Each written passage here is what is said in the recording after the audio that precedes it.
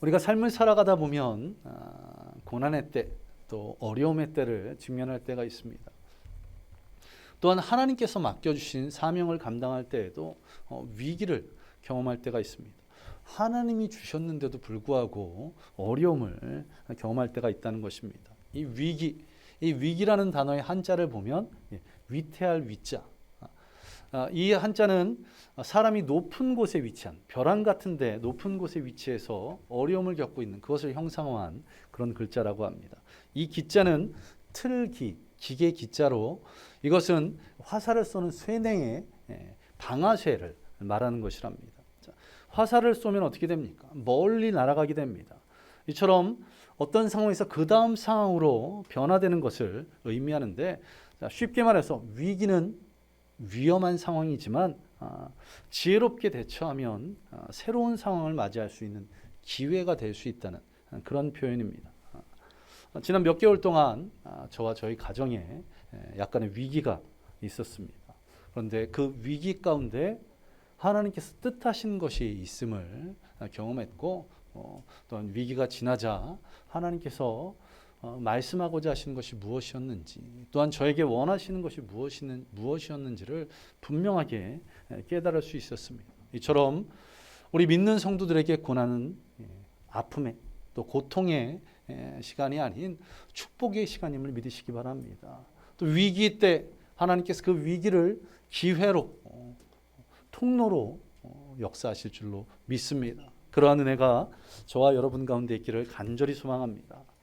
오늘 본문을 보시면 느헤미야와 유다 백성들에게도 문제, 위기가 닥쳐오게 됩니다. 느헤미야는 이 예루살렘 성벽 재건이라는 그 사명을 받들어서 그것을 이루기 위해서 예루살렘에 도착했습니다. 또 유대 백성들을 격려하면서 하나님의 도우심을 말하고 우리가 이 선한 일을 하자라고 하면서 백성들과 함께 협력하여서 예루살렘 성벽을 쌓기 시작했습니다. 성벽 재건의 시작이 무엇부터 시작됩니까? 양의 문, 양문을 건축하는 것에서부터 시작됩니다. 제사를 드릴 때 하나님께 제물을 드리는 그 양문을 가장 먼저 건축함을 통해서 이들의 믿음을, 예배를 회복하고 있습니다. 또한 바룩과 같이 힘써 헌신하는 75명의 지도자들과 수천 명의 백성들과 함께 모두 함께 협력하여서 예루살렘 성벽을 재건하고 있습니다. 문제들 하나 없이 하나하나 착착착착 진행되고 있는 것 같습니다. 그런데 오늘 본문 느헤미야 4장부터 그들에게 위기가, 문제가 닥쳐오기 시작합니다. 사마리아 사람 산발랏 그리고 암몬 사람 도비아가 비웃음과 조롱으로 방해하기 시작한 것입니다. 느헤미야가 이 예루살렘 성벽을 재건하기 약 10여 년 전에 두 번째로 포로에서 귀환한 에스라를 중심으로 이 무너진 성벽 재건을 위한 노력들이 있었습니다. 그때도 동일하게 외부의 모함들 또한 방해로 인해서 시작하다가 포기했던 일이 있었습니다. 그리고 다시 10여 년이 지난 후에 이 느헤미야 때에도 동일한 방해, 동일한 모함이 시작된 것입니다. 유다 백성들이 신앙을 회복하고 서로 격려하며 모두가 합력하여서 예루살렘 성벽을 이루어가는 이런 아름다운 상황 가운데 위기를 맞이하게 된 것입니다.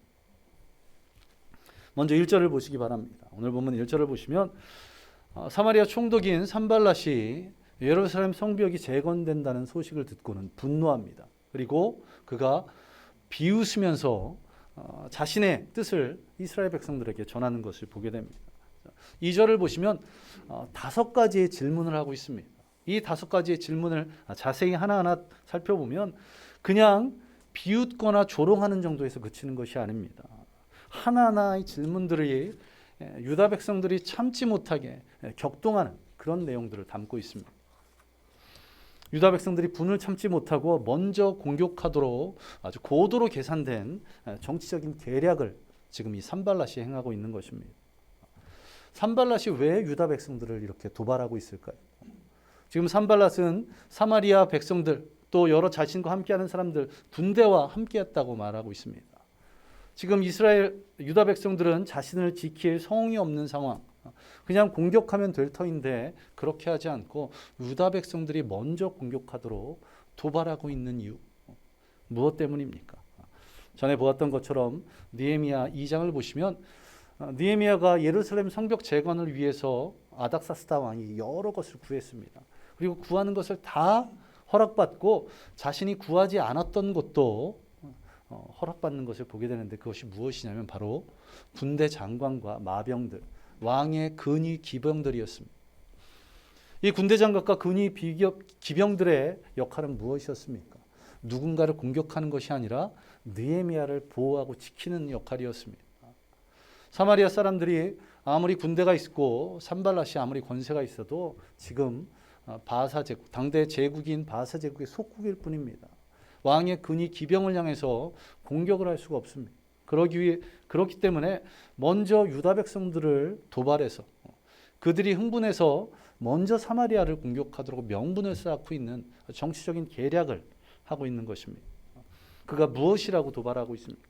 다시 2절을 보시면, 먼저는 미약한 유다 사람들아 무슨 일을 하느냐, 너희가 무슨 일을 하고 있느냐, 이렇게 질문합니다. 유다 백성들의 자존심을 짓밟는 그런 말입니다. 유다 백성들은 지금 어떤 상황입니까? 나라가 멸망당했고 또 포로에서 귀환한 지 얼마 되지 않은 그런 상황입니다. 패배감, 또 자격지심으로 아주 자존감이 낮아져 있는 그때 너희들은 미약하니 아무것도 할 수 없다, 그렇게 지금 조롱하고 있는 것입니다.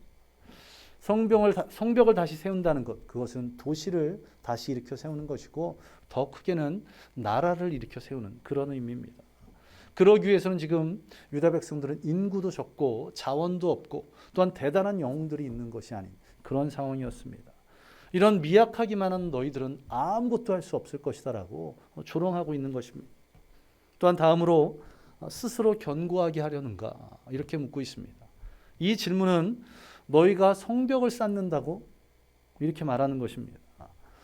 성벽 재건은 전문가들이 해야 될 일입니다. 대규모 토목공사이기에 지금까지 그냥 자신이 살 집 정도만 지었던 그 유다 백성들이 할 수 있는 그런 일이 아니라고 지금 이야기하는 겁니다. 능력도 없는 너희가 성벽을 건축하는 것, 그것은 너무 전문적인 것이기에 불가능한 거야, 이렇게 그들을 무시하고 있습니다. 또한 다음으로 제사 드리려는가, 이렇게 묻고 있습니다.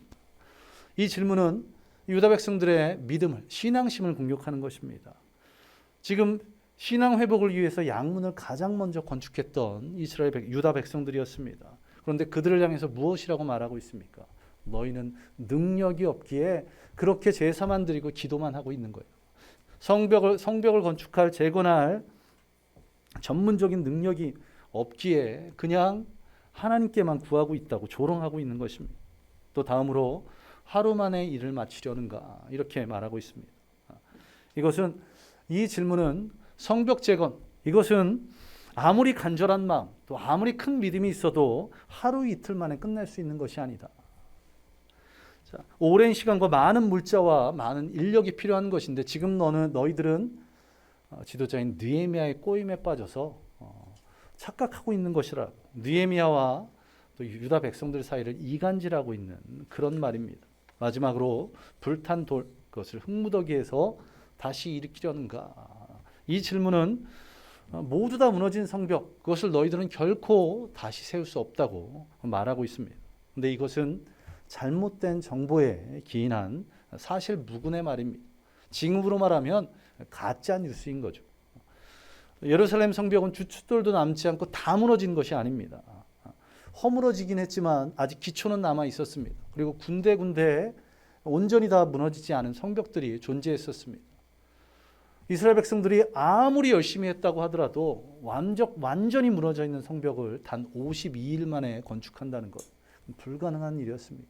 기초가 남아 있었고 군데군데 일부 무너지긴 했지만 쓸 수 있는 그런 성벽들이 있었기에 그것을 보수해서 완성할 수 있었던 것이죠. 산발랏은 지금 유다 백성들에게 너희는 아무것도 할 수 없는 자들이라고, 너희들은 능력도 없고 또 믿음도 없고 느헤미야에게 속고 있다고, 불가능한 일을 하려고 한다고, 그렇게 유다 백성들을 격동시키고 또 조롱하고 있는 것입니다. 거기에 더해 3절을 보시면 이 암몬 사람 도비야가 어떻게 비난하고 있습니까? 너희가 비록 성벽을 쌓을지라도 그 성은 여우가 올라가도 무너질 것이라고 조롱하고 있습니다. 성서 고고학자들의 발굴에 의하면 이 느헤미야 때에 건축됐던 성벽의 두께가 돌로 2.7m 정도 된다고 합니다.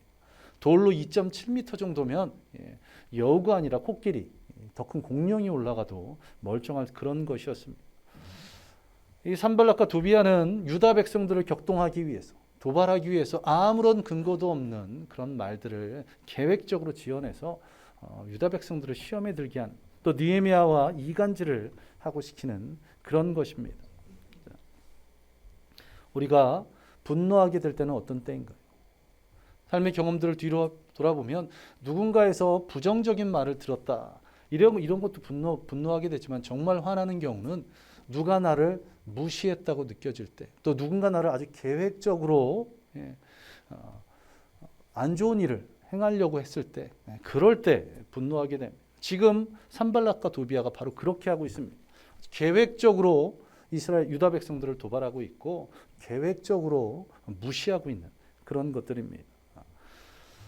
분노한 느헤미야, 그가 어떻게 했습니까? 그는 그들을 직접 상대하지 않았습니다. 하나님께 기도하고 있습니다. 저도 지난 몇 달 동안 어려움이 닥쳐오면서 일정 시간이 지나자 제 안에 분노가 시작된 겁니다. 처음에는 그럴 수도 있지 정도로 생각했습니다. 아이들 학교에서 운동하다가 골절되는 일들, 흔히 있는 일들이기에 그다지 중요한 것으로 생각하지 않았습니다. 그런데 붙어야 될 시간이 되었는데도 뼈가 제대로 붙지 않는 겁니다. 그리고 상처, 그 환부에 어떤 돌기들이 생기고 진물이 나는 그런 것을 보게 되었습니다. 병원에 갔더니 한 2주 정도 계속 지켜봤는데도 불구하고 병원 의사가, 수술을 집도했던 의사가 원인을 찾지 못하는 겁니다. 안 되겠다 싶어서 좀 더 큰 병원으로 갔더니 세균 검사를 했고 세균 배양을 통해서 내성균에 감염되었다는 이야기를 듣게 되었습니다. 그러면서 이 내성균이 무엇인지 이렇게 포털 사이트에 찾아봤더니 내성균 RSMR인가요? 하여튼 그런 내성균이었는데 거기 그 내성균이 감염이 되면 드러나는 증상들이 써 있더라고요. 근데 그런 드러나는 증상이 똑같이 환부에 발진들이 있고 진물이 생기고 이런 것들이 그대로 제가 포털 사이트에서 찾아볼 수 있었습니다. 그것을 보면서 이런 생각을 하게 되더라고요. 저 병원에 두 가지 문제가 있다. 저 의사에게 두 가지 문제가 있다. 첫 번째, 이런 것을 직접 눈으로 보았음에도 불구하고 내성균에 감염됐다는 것을 알지 못한다면 이 의사는 의사로서의 자격이 없는 것 같다는 생각이 들었고요. 두 번째는 어떤 합리적인 의심이 드냐면 이 내성균 문제는 좀 심각한 문제입니다. 병원에 의료 과실이 있을 수 있기에 저희가 하면 소송을 걸 수 있는 그런 문제가 됩니다. 그러면 민형사상 책임을 물을 수 있게 되죠. 문제가 시끄러워질 것을 생각해서 덮으려고 저희에게 아무런 얘기도 하지 않았나 하는 그런 합리적인 의심이 들었습니다. 찾아보니 이게 꼭 항생제를 맞지 않더라도 간혹은 그냥 자연 치유가 되는 경우가 있다라는 것입니다. 이런 합리적인 의심이 드니까 제 마음속에 분노가 일어나기 시작했습니다. 그리고는 어떤 마음이 생겼을까요? 병원 앞에서 1인 시위를 할까? 혹은 형사 고발을 해서 지금까지 수개월 동안 우리 집안이 경험한 어려움들을 좀 금전적으로 보상을 받을까? 이런 부정적인 마음들이 생기기 시작했습니다. 이 생각들이 얼마나 안타까운 것이냐면 처음에 저희 아들이 다쳤을 때, 그리고 그것이 계속 제대로 치유가 되지 않을 때 아들을 향해서 제가 이런 얘기를 했습니다. 하나님께서 너에게 이러한 어려움을 주신 것은 너에게 하고자 하시는 뜻이 계신 것이다. 네가 깨달아야 될 것이 있다. 그리고 잠깐 내성균까지 감염되니까 그것 봐라. 지금 내가 아직도 너를 다치게 한 친구를 원망하고 있고 이렇게 잘못된 수술을 했던 의사를 원망하고 있고 부정적인 말을 계속하니 하나님께서 그것을 깨달으라고 계속 이렇게 치유하지 않고 문제가 지속되도록 말씀하시지 않느냐 하고 제 아들을 정죄했습니다. 그러나 그런 과정 가운데 깨닫게 된 것은 무엇일까요? 아들을 깨닫기 위해서 하나님께서 그런 고난을 주신 것이 아니라 바로 제가 회개할 것이 있었고 제가 깨달아야 될 것이 있었기에 고난을 주셨다는 것을 알게 되었다는 것입니다. 제가 의사를 상대로 할 것이 아니라 하나님께서는 제가 깨닫고 제가 회개하기를 기다리면서 아들에게 이런 어려움을 주셨다는 것입니다. 제가 먼저 느헤미야처럼 기도했으면 이 문제가 조금 더 일찍 해결되었을 텐데 하나님 앞에 온전히 무릎 꿇지 못했던 저의 연약함들이 있었습니다. 느헤미야는 위기의 때 어떻게 했습니까? 4절과 5절을 보시면 무시, 조롱, 계획적인 계략 가운데서도 그들에게 직접 대응하지 않고 있습니다. 그리고 하나님께 나와 엎드려서 간절히 기도하고 있습니다. 어떻게 기도하고 있습니까? 자신의 모든 분노, 모든 원망들을 하나님께 다 내어놓고 있는 것을 보게 됩니다. 만약 이 감정들을 산발락과 도비아에게 쏟아내었다면 결국 그 분노를 참지 못해 먼저 공격을 감행했을 수도 있습니다. 왕의 근위병들을 갖고 있었으니까. 그러나 느헤미야는 그렇게 하지 않고 세상의 부정적인 말들에 귀를 기울이지 않고 믿음으로 하나님께 기도했다는 것입니다. 그리고 그렇게 하나님께 기도했던 하나님께서 느헤미야에게 어떻게 역사하십니까? 6절을 보시기 바랍니다. 6절. 성벽 전부가 연결되고 높이가 절반에 미쳤다고 기록하고 있습니다. 예루살렘이 성벽에 의해서 다 둘러싸여진 것입니다. 또 성벽 높이의 절반 정도를 완성하게 된 것입니다. 어떻게 이럴 수 있었을까요? 6절 하반절을 보시면 백성들이 마음 들여 이 일을 했다고 말씀하고 있습니다. 이것을 문자적으로 직역하면 의욕으로 가득 차서 일을 했다. 산발락과 도비아가 비웃고 조롱하고 계략을 썼지만 백성들이 거기에 흔들리지 않고 한 마음으로 더 마음을 들여서 더 열심히 일을 했다는 것입니다. 바로 느헤미야가 맞서 상대하지 않고 하나님께 구했더니 하나님께서 백성들의 마음을 붙잡아 주셔서 그런 말들에 흔들리지 않도록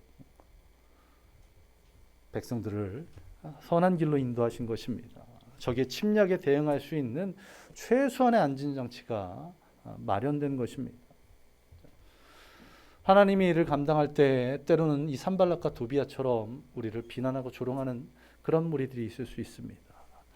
이들이 왜 이런 일들을 벌일까요? 정말 산발락과 도비아의 말처럼 아무런 의미가 없는 일이기에 그런 것일까요? 그렇지 않습니다. 주님 주신 사명, 그것이 어떻게 가치가 없을 수 있겠습니까? 1절과 7절을 보시면 산발랏이 분노했다고 말씀하고 있습니다. 왜 분노했을까요? 무가치한 일에 분노할 필요가 없을 것인데 분노했습니다. 중요하고 가치 있는 일이기 때문에 그렇습니다. 바로 악한 마귀 사단도 우리에게 주어진 사명을 방해하는데 분노하면서 우리를 위기에 빠지게 또 우리를 비난하고 조롱하는 그런 일들이 있을 수 있다는 것입니다. 이때 승리하는 방법이 무엇이겠습니까? 바로 주님 앞에 나아가는 저와 여러분 되시기 바랍니다. 고난의 때, 위기의 때에 그것을 내가 어떻게 하겠다고 나를 힘들게 하는 누군가에게 복수하겠다고 나서는 것이 아니라 주님 앞에 기도할 때 주님께서 일하실 줄 믿습니다. 주님께 나아갈 때 주님께서 은혜를 베풀어 주실 줄로 믿습니다. 위기의 때, 고난의 때가 오히려 축복의 때, 또 기회의 통로임을 잊지 않는 저와 여러분 되시기를 간절히 소망합니다. 제가 병원에 대한 분노로 휩싸여서 몇몇 목사님들께 전화를 드렸습니다. 좀 큰 교회 목사님들, 어떤 의사의 조언들, 그리고 의료 변호사들, 의료 전문 변호사들의 어떤 조언들을 얻기 위해서 했는데 감사하게도 하나님께서 제가 연락드렸던 목사님들이 의사와 변호사를 아시는 분이 한 분도 없으시더라고요. 그리고는 한 후배 목사님이 이런 얘기를 합니다. 당신이 아는 동료 목사님 중에서도 이런 의료 사고가 있어서 소송을 걸었던 그래서 보상을 받았던 경우가 있다고 그러면서 그 목사님을 소개시켜 주겠다고 저를 유혹하는 겁니다. 감사하게도 운전 중이었기에 그 유혹에 넘어가지 않았습니다. 그러면서 하나님께서 깨닫게 하시는 것이 몇 주 전부터 아니 거의 처음서부터도 제 마음속에 그런 마음들이 있었는데 분노가 나니까 그 마음들이 자꾸만 사라지는 겁니다. 이것을 모든 것을 하나님께 맡기고 하나님의 뜻을 구하겠다는 그런 마음이 있었는데도 불구하고 몇 달 동안 어려움 겪고 4주간, 한 6주간 이산가족으로 살다 보니까 이게 분노가 치밀어 오르는 겁니다. 그런데 하나님께서 제가 온전히 깨닫도록 말씀을 통해서 역사하시기 시작하셨습니다. 이번 주의 말씀을 준비한 가운데 느헤미야 4장을 다시 한번 보면서 하나님께서 느헤미야가 어떻게 하는지를 저에게 보게 하셨습니다. 또한 화요일 새벽에는 민수기 말씀을 묵상하고 있었는데 민수기 20장에서 모세를 통해서 말씀하시는 겁니다. 가데스 바네아에서 백성들이 물이 없다고 원망하고 있습니다. 그때 모세, 아론이 어떻게 하냐면 그런 백성들과 상대하지 않고 백성들을 떠나 회막문 앞에 엎드려서 하나님께 기도합니다. 그리고 하나님께서 그들의 기도를 들으시고 말씀해 주십니다. 반석에게 명령하여 물을 내라고. 그런데 모세는 어떻게 했습니까?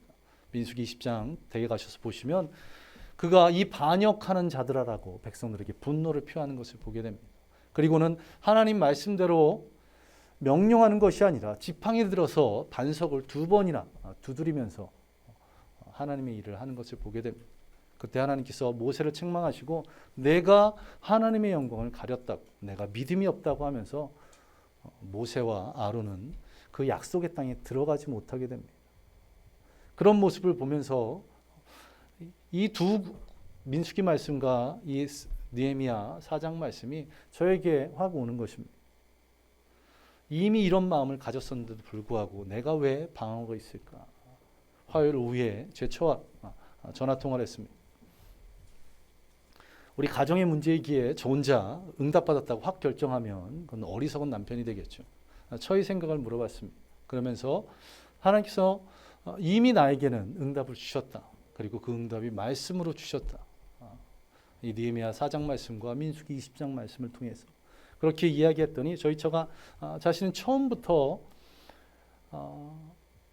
이런 일을 이룬 병원이나 의사에게 무슨 말을 하려고 하지 않아. 본인이 원했던 것은 빠른 치유, 아들의 빠른 회복이었지 그런 것들은 전혀 생각하지 않았다고 해서 저희 부부의 마음이 하나가 되어서 마음으로 결단했습니다.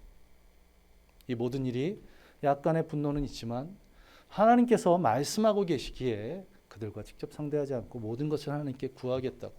그게 바로 화요일이었습니다. 그러니까 제가 그렇게 마음으로 결단하자 바로 하나님께서 어떻게 역사하셨을까요? 수요일에 퇴원해도 된다고 주치의가 말을 해서 목요일에 퇴원할 수 있었던 겁니다. 이런 것을 통해 보면 예성이를 깨닫게 하기 위해서 제 아들을 변화시키기 위해서 하신 것이 아니라 저에게 뜻하신 바가 계셨고 제가 회개하도록 하시고 제가 지금까지 사역을 하면서 더 많은 성경 공부가 생기고 학생부 예배가 생겨서 더 많은 사역들을 하고 분주하고 바쁜 가운데 있어서 열심히 한 줄 알았는데 이번에 몇 달의 기간 동안 하나님 제가 하나님 앞에 회개할 것이 무엇인가요? 라고 기도했을 때 그런 바쁘고 분주한 가운데서도 나태함이 있었고 그런 가운데서 인간적인 생각들 또 하나님 앞에서 세상 표현을 하면 꼼수를 쓰는 합리화들이 제 안에 있던 것을 발견하게 되었습니다. 위기가 기회가 됩니다. 이런 내가 저와 여러분들 가운데 있기를 간절히 소망합니다. 우리가 이렇게 예배를 드리고 하나님의 말씀을 듣고 찬양하고 기도 가운데 하나님의 뜻을 깨닫게 됩니다. 그러면 하나님 감사합니다라고 하지만 우리의 가장 연약한 부분은 무엇입니까? 우리가 깨닫고 듣게 된 말씀대로 살아가지 않는다는 겁니다. 제가 그랬습니다. 그러다 보니까 이 오랜 기간 동안을 하나님께서 그것을 깨닫도록 말씀하시는 겁니다. 여러분 하나님 말씀이 여러분에게 임했다면 그 말씀대로 살아가는 은혜가 있기를 간절히 소망합니다. 그 대단한 모세도 하나님 말씀에 순종하지 못했기에 약속의 땅에 들어가지 못했습니다. 그것을 보면서 제가 어제 청년들에게 그 민수기 20장을 가지고 설교를 했는데 이런 생각을 하게 됐습니다. 약속의 땅에 들어가지 못한 모세를 생각하면서 하나님께서 우리 교회에 놀라운 축복을 주실 텐데 또 놀라운 부흥을 주실 텐데 모세처럼 된다고 그러면 제가 은퇴한 뒤에 얼마나 슬픈 일입니까? 슬프다고 하면 안 되죠. 뭐 그래도 감사한 일이긴 한데 저 개인적으로는 얼마나 안타까운 일이겠습니까? 우리의 삶 가운데 고난이 닥칠 때에 또 주님 주신 사명을 감당하다 위기가 올 때에 그때 주님을 더 의지하시기 바랍니다. 분명 하나님께서는 뜻하신 바가 계셔서 우리를 깨닫게 하시고자 우리를 회개케 하시고자 우리에게 축복의 통로를 열어주시고자 또 기회를 주시고자 그 고난 그 위기들을 허락하셨다는 것을 잊지 않으시기 바랍니다. 우리의 건강에 문제가 있다면, 우리의 물질에 문제가 있다면, 우리의 관계에 문제가 있다면 그것을 통해서 분명 우리에게 말씀하고자 하시는 것이 있을 줄로 믿습니다. 그리고 그 말씀을 깨달은 뒤에는 그 말씀대로 살겠다고 작정하시고 그런 삶을 실천하시는 저와 여러분 되시기를 간절히 소망합니다. 우리 함께 기도하겠습니다.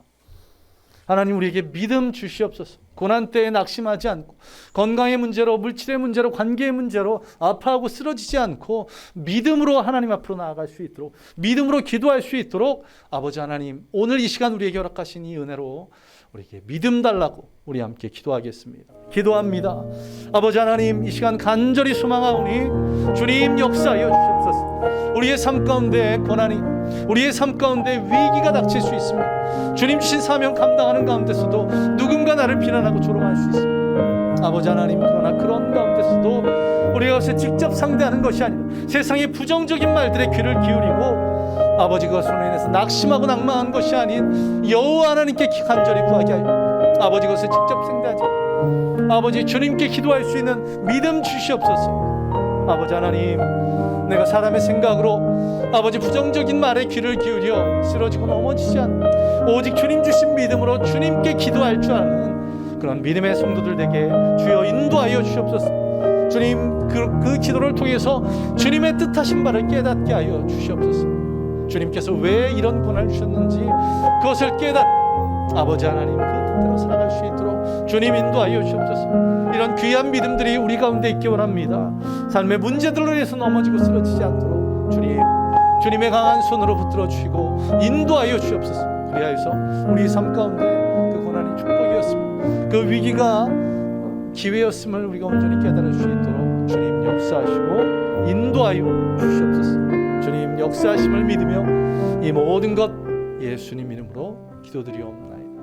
우리 다시 한번 기도할 때는 우리가 주님이 역사하신다는 그 믿음을 가지고 나아감을 통해서 우리의 삶의 문제들이 해결될 수 있도록 육신의 연약함들이 치유되고 또 가난함이 부함으로 변화되며 또 모든 관계의 문제들이 해결되고 그것을 통해서 주님께서는 우리에게 당신의 뜻하신 바를 우리가 행할 때에 우리에게 축복 주시는 분이심을, 치유하시는 분이심을, 부하게 하시는 분이심을, 우리의 모든 필요를 채워주시는 분이심을 우리가 다시 한번 고백하기 원합니다. 우리 기도합니다. 아버지 하나님, 우리의 삶의 문제들 가운데, 고난들 가운데 승리케 하여 주시옵소서.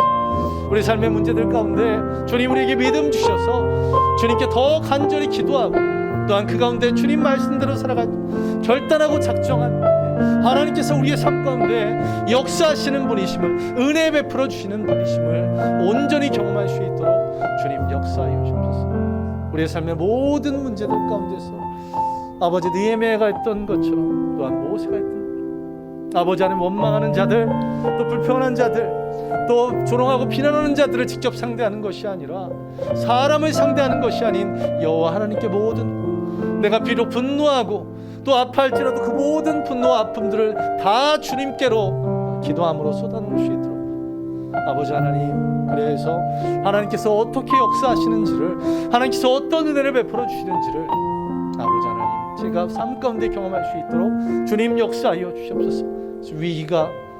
어려움이 아닌 기회였습니다. 또 고난이 고통이 아닌 축복이었음을 경험하는 우리 모든 성도들 될 수 있도록 주님 인도하여 주시옵소서. 이 모든 것 예수님 이름으로 기도드리옵나이다. 아멘. 아버지 하나님 감사드립니다. 오늘도 이 예배 가운데 주님 말씀하여 주시고 또 귀한 은혜를 허락하시니 감사드립니다. 오늘 주님 주신 말씀대로 우리가 삶의 고난의 때 또 위기의 상황 가운데서도 우리가 그것을 직접 해결하러 사람들과 맞상대하는 것이 아닌 모든 것을 하나님께 아뢰며 기도하는 자들 되게 주여 인도하여 주옵소서. 우리가 내가 마음이 편해지기 위해서 또 내 마음속에 있는 분노를 해소하기 위해서 상대방과 다투고 갈등하는 것이 아니라 그 모든 것들을 주님께 맡겨드림으로 인해서 주님께서 일하시도록, 주님께서 역사하시도록 우리가 하게 하시고 그 주님의 역사하심과 일하심을 통해서 그 고난이 고통으로 끝나는 것이 아닌 축복이 되게 하시고 그 위기가 기회가 될 수 있도록 주님 역사하여 주시옵소서. 또한 주님께서 우리에게 뜻하신 바 그것을 깨달았다면 그 주님 뜻대로 살아갈 수 있는 믿음 허락하여 주시기 원합니다. 그냥 은혜 받고 감사한 것으로 그치지 않고 그 주님 말씀대로 그 주님 뜻대로 살아가는 우리 모든 성도가 되게 주여 인도하여 주시옵소서. 주님, 드려지는 예물들이 있습니다. 그 손길 축복하여 주시고 또한 그 예물 통해서 하나님 나라 또 주님의 몸된 교회 귀하게 쓰여질 수 있도록 주여 인도하여 주시옵소서. 주님 손에 맡겨드리며 이 모든 것 예수님 이름으로 기도드리옵나이다. 아멘. 이제는 우리 주 예수 그리스도의 은혜와 무한하신 하나님의 사랑하심과 성령님의 함께하심과 충만하게 하심이 오늘 주님 주신 말씀대로 고난의 때 위기의 때에도 주님께로 머리 숙여 엎드려 기도하는 모든 성도들 머리에 임하기를 예수 그리스도의 이름으로 간절히 축원하옵나이다. 아멘. 주님 부어주시옵소서. 주님 역사에